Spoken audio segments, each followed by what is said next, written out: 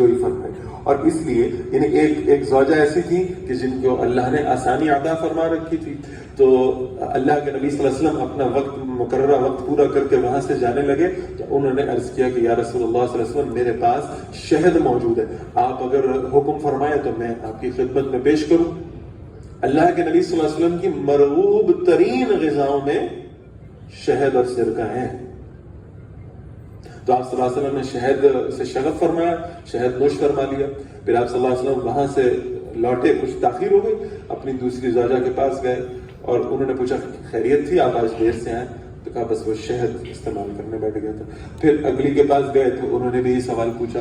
جب یہ معاملہ ایک سے زائد مرتبہ ہوا تو ان دونوں ازواج نے آپس میں ایک مشورہ کر لیا، اور یہ دونوں کا مشورہ اس لیے تھا، اشارتاً تو خیر نام آپ کو اگر معلوم ہو بھی جائیں گے، یہ دونوں نے مشورہ اس لیے کیا کہ یہ دونوں وہ تھیں جو 9 بیویوں میں سب سے زیادہ ایک دوسرے کی پکی سہیلیاں بھی تھیں.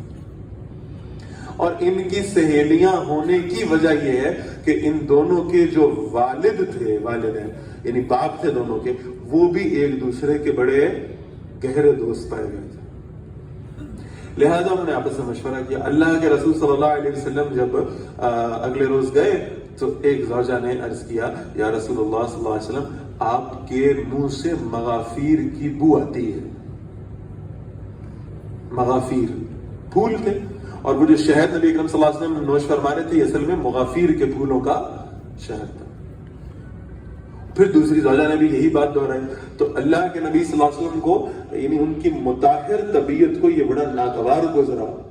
وہ نبی اکرم صلی اللہ علیہ وسلم جو اپنی طہارت اور پاکیزگی کا بہت خیال کیا کرتے تھے، ان کو یہ ناگوار گزرا کہ کسی نے میرے حوالے سے ایسی بات کہی ہے اور یہ بڑی نامناسب بات ہوگی. تو آپ صلی اللہ علیہ وسلم نے قسم کھا لی کہ میں آج کے بعد شہد ہی استعمال نہیں کروں گا.